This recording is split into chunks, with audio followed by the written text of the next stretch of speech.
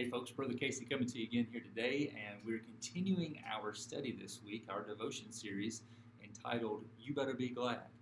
And so this past week, I hope we've been looking for what we said, ways we could find our glad. We could find reasons to be glad, to see what God's doing in our past, to see what God's doing in our present, to see what God's doing around us. So I hope you've had an eventful week, a good week of finding your glad.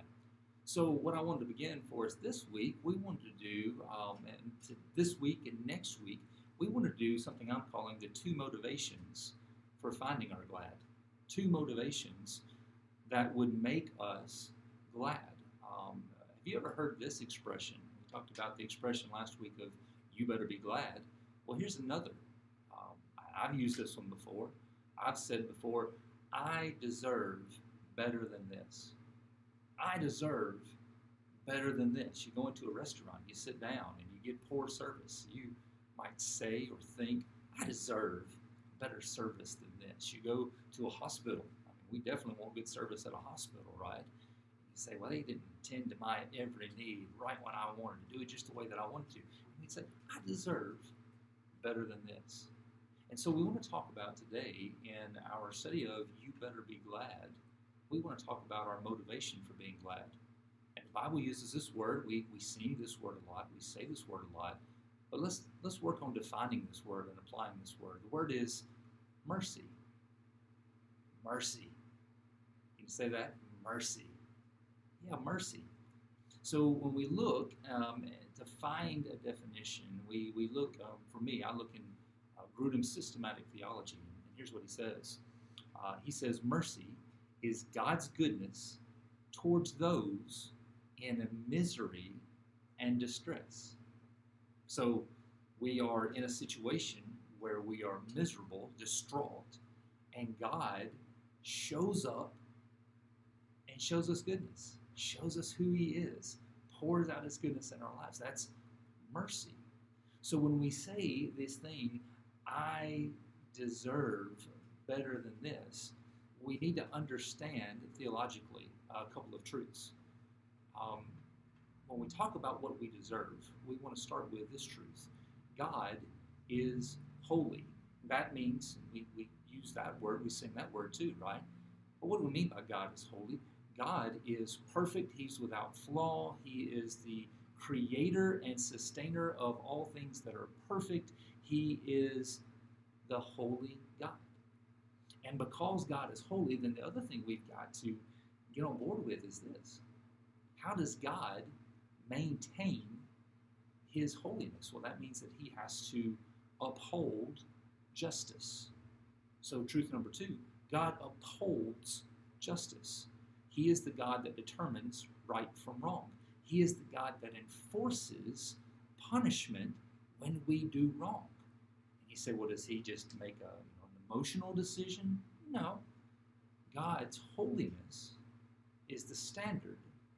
God upholds justice, which means He applies that standard to us. So here's how this would work. God says, you are either perfectly holy, which is what I am, and to be in my presence you have to be perfectly holy, or you're not. And so if you're perfectly holy, then you're equivalent with God, never sinned, never flawed, not flawed in any way. You're perfect in all your actions, your thoughts, your nature even.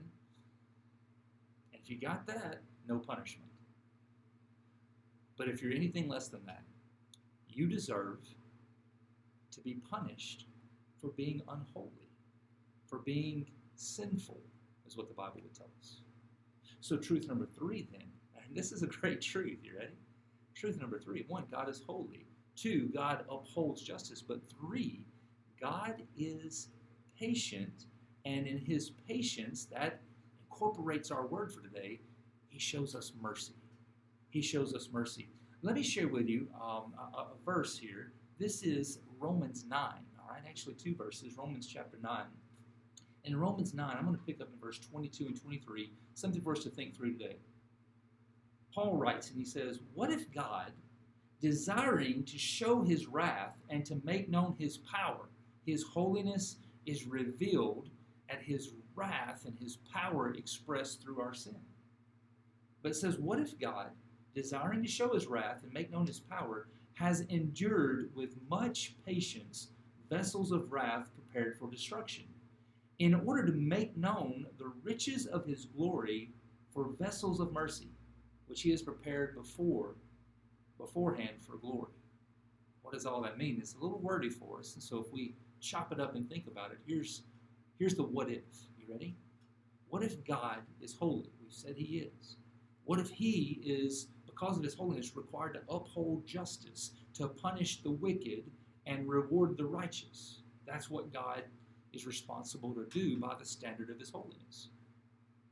Now, what if I am one that deserves the wrath of God? But what if God decided, hey, you're in your distress and misery and your rebellion against me, but instead of showing up and just pouring down my wrath and expressing my power against you to punish you and to just rid the planet of sin, instead of doing that, what if God held back with his patience and he said, I want to show you goodness even though you deserve wrath? That's a pretty cool thought, right? You'd better be glad. Here's the idea. Your situation could be worse than what it is. The Bible tells us this truth. We don't think about this a lot, but the teaching of the Bible would instruct us. I deserve eternal hell. I deserve to be separated from God for eternity. Why? Because I'm unholy, because I'm a sinner, because my nature is corrupt and in rebellion against God. And so what did God do? God shows up in the form of Jesus Christ. And he shows us not punishment, but instead he shows us goodness. You're familiar with the verse, and I want to turn over one last verse just quickly today. One last verse. This is in John, and you'll be familiar with John 3:16, right? Can you say John 3:16? A lot of people can, all right? So in John 3:16, we would say, for God so loved the world, right, that he gave his only begotten, his one and only Son, that whoever would believe in him should not perish, but have eternal life. That's God's goodness, right? I wanted you to hear verse 17, because sometimes we don't give as much attention to verse 17. For God did not send his Son into the world to condemn the world, but in order that the world might be saved through him. You know what that is? That's God's mercy.